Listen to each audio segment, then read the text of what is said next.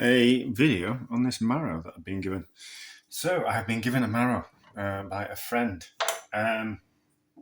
Should I say this? Yes, they gave me a marrow and also reminded me about a drilling lesson that I still need to give her. I have no clue if there is any innuendo in there whatsoever. We'll find out. Probably not, though. Probably not. So there's about 1.1 kilos worth of marrow. Is it an overgrown courgette or is it a marrow? I don't know. I'm not going to Google. So most of it is water.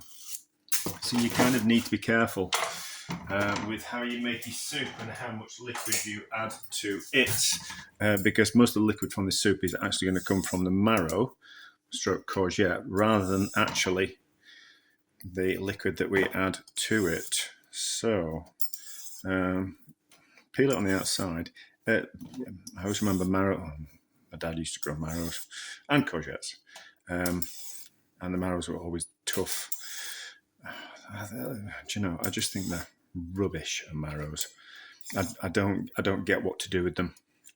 People talk about making them into adding them to meat and things. Mum used to mince with and put tomato ketchup in because she didn't like tomatoes for that tomatoey flavour, and then kind of cook the marrow into it, and it was just this wet mush, which I thought was awful, and no kind of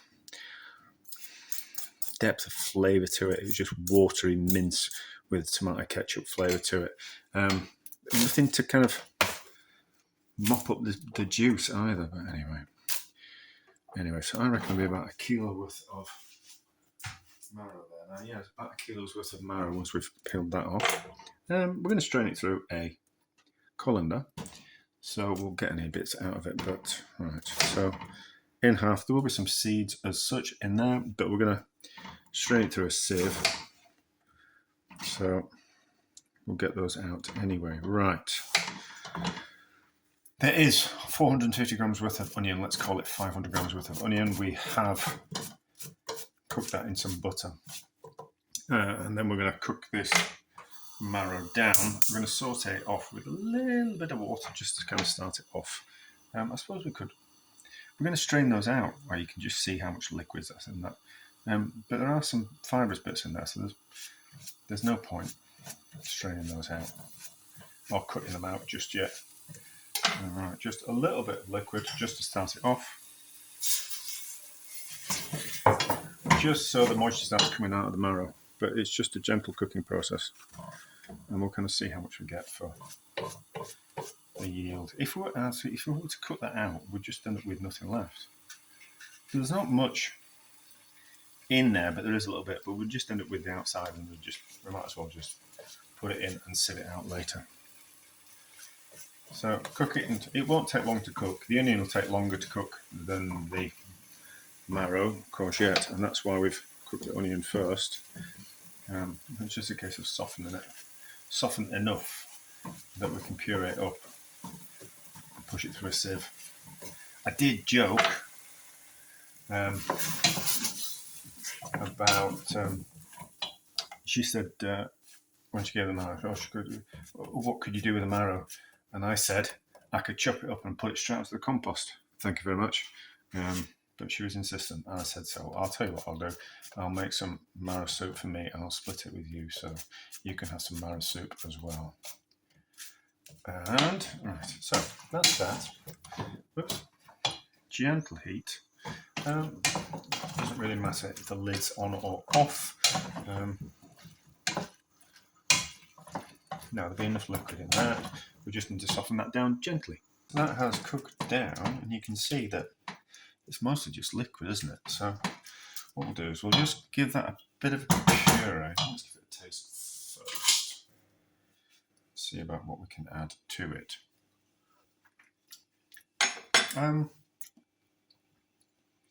I think just a bit of salt. I was going to put some chicken stock cubes in, but I just think a bit of salt actually. And some pepper. And a splash of milk. My friend doesn't like milk unless it's full fat and organic. I'm going to put some milk in that isn't organic. They'll never know. Not much milk, so all we're really going to do is water it down. And there's quite a lot of butter in there, so it will taste rich without putting lots of milk in or lots of cream. Right.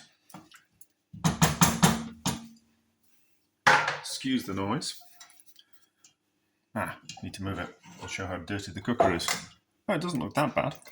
It's dirty though.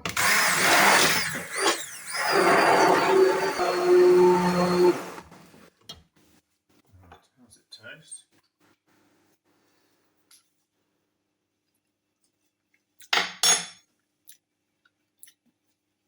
Actually rather delicious. So let's put that through a sieve to get rid of any bits of onion root or anything like that, and then we'll give it another taste. I think that's a good enough seasoning, is that?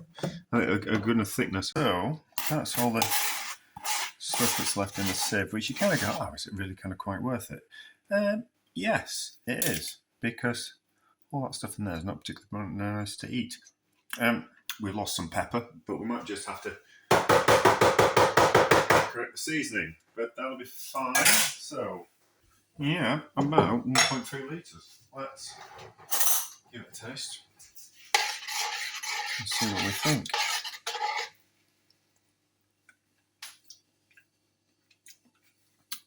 Nope, that's perfect. I'm slightly concerned when I season things for other people that they haven't just got quite a salty palate as I have. So I think that's not a bad yield.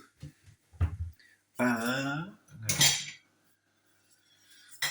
thing to do with soup is to store it in a glass jar, and then you can just simply, if you're not going to eat it straight away, what you can do is you can put it in a glass jar straight in the microwave and eat it straight out of the glass jar, like a heathen. But it saves you the. Well, that was good, wasn't it? Didn't touch the sides. But it saves you the washing up. But anyway, so there we go. Marrow soup. Dead simple. How much butter did I put in?